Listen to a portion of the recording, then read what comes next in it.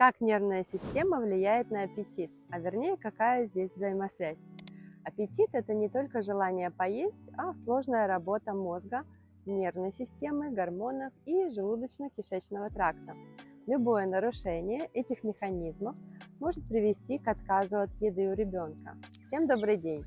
Я Елизавета, нейропедагог, и я рассказываю все о детях и нейронауке, делюсь своими практическими советами. И сегодня мы поговорим об отказе от еды у детей. И взрослых это тоже, конечно же, будет касаться. Но сконцентрируемся на детях. На что же нам нужно обратить внимание при рассмотрении данного вопроса? Во-первых, повышенная сенсорная чувствительность. У многих детей с особенностями нервной системы есть непереносимость различных текстур, может быть чувствительность к запахам или неприятие определенных вкусов. Также может быть выражен рвотный рефлекс. Все эти признаки часто встречаются при сенсорной дисфункции, гиперчувствительности нервной системы.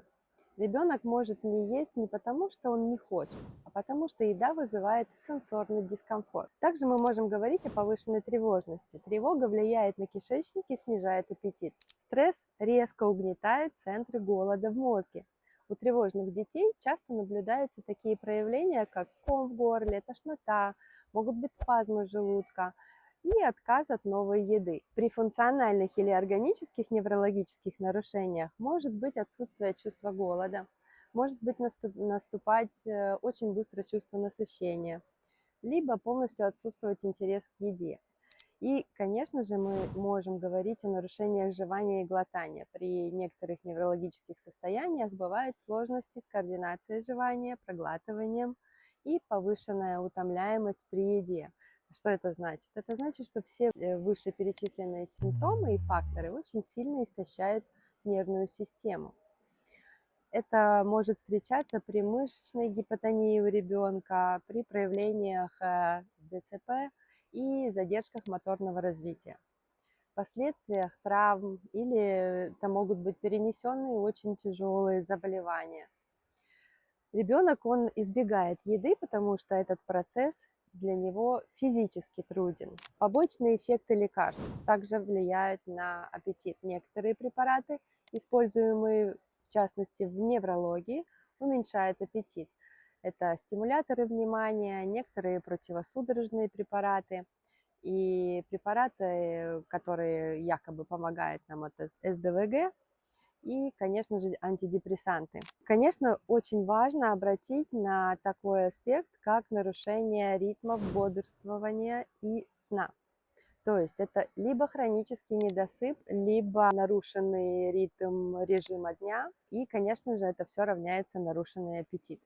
То есть центры голода в мозге работают намного хуже, может полностью сбиваться.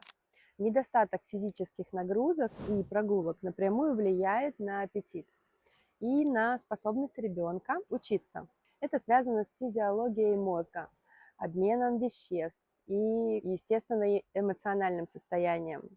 Замедляется обмен веществ, когда ребенок мало двигается. Замедляется он, потому что организму требуется меньше энергии.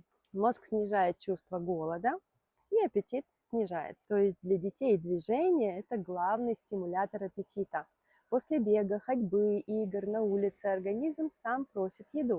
При малоподвижности мы можем наблюдать вялость пищеварения, запоры, вздутие, ощущение тяжести. У вас есть сейчас общее представление обо всех возможных причинах нарушения аппетита у вашего ребенка. Вам нужно изучить все вышеперечисленные факторы, и на их основе вы поймете, как и что вы можете самостоятельно отрегулировать в домашних условиях. И, конечно, обратиться за помощью к специалистам.